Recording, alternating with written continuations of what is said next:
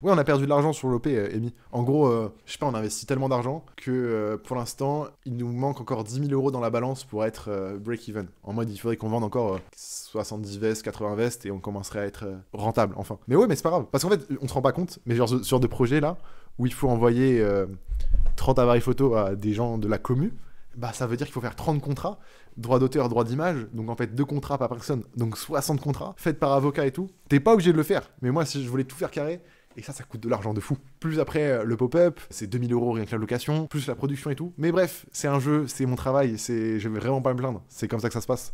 Mais ouais, du coup, on a perdu un peu. Tu voulais voir les samples? Vas-y, je vais ramener les samples. Première veste. Déjà, au niveau de la coupe, on était vraiment pas mal. Genre, ça fonctionnait bien. Mais déjà, elle était. Je sais pas si on voit à la caméra, mais c'était super fin. La matière, c'était pas ça. Et elle était pas doublée. Elle était pas doublée. On avait une matière qui ressemblait vraiment un peu à une chemise. C'était beaucoup trop fin à mon goût. Les boutons en plastique, pas trop fan. Enfin, je sais pas, il y avait plein de détails qui m'allaient pas. Qu'est-ce qu'on a noté? On a changé aussi le zip, la fermeture éclair. Genre, c'est tout con, mais un bon zip et un mauvais zip, ça se voit direct quand tu l'utilises, mais ça se voit pas forcément quand tu crées. Et c'est là où il faut faire attention. Du coup, maintenant, on met que du YKK, qui est la marque référence.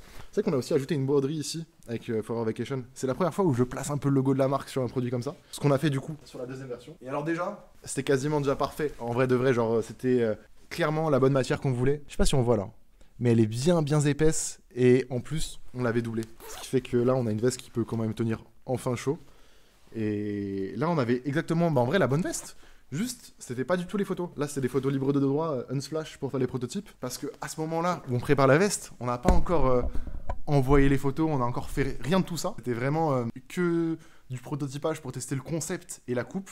Et si ça nous plaisait, on allait contacter les gens et vraiment lancer le projet. Mine de rien, le logo FV, c'est un peu une histoire d'amour et de haine que j'ai envers lui. C'est pas un logo, je l'aime bien, mais il est pas révolutionnaire. C'est pas une proposition de fou. Et donc c'est toujours compliqué pour moi de rajouter le logo sur les vêtements parce que je trouve que ça les aide pas en général. Et là, j'ai enfin réussi et je trouve que c'est cool parce que ça correspond au projet, au thème et tout, et je suis bien content. On a mis une fermeture éclair bien plus propre. Quand on a reçu les photos, donc quand les participants ils nous ont envoyé les photos, ben, il fallait recréer un pattern, recréer un motif, un patchwork. Et du coup, on a recommencé avec les vraies photos à créer un pattern. Ce sont les mêmes photos, mais pas du tout affichées de la même manière. En gros, limite, on voit même pas les bordures, parce que tout est bien découpé et tout sur mesure. Et celle-ci, c'est beaucoup plus en mode, on a posé les photos par terre, on les a un peu empiécées et tout, et ça donne ça. Mais donc, on avait les deux motifs, et franchement, on a hésité de fou. Parce que il y avait je trouve, des avantages et des inconvénients à chaque motif. Celle-ci, j'aime bien, mais la ligne au milieu, je la trouve pas belle du tout. On dirait que ça a été coupé totalement au centre, et je trouvais pas ça beau du tout. C'était bien fait, mais on n'avait pas le temps pour le refaire à zéro. Du coup, on est parti sur celui-ci, qui paraît beaucoup plus aléatoire et beaucoup moins répétitif, je trouve. Et c'est celui qu'on a fait du coup sur la production.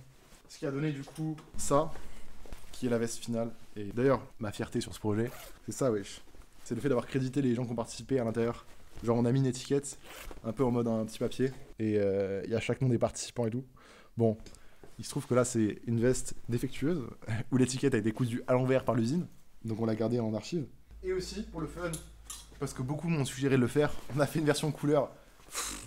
C'est intéressant, mais je porte pas, genre.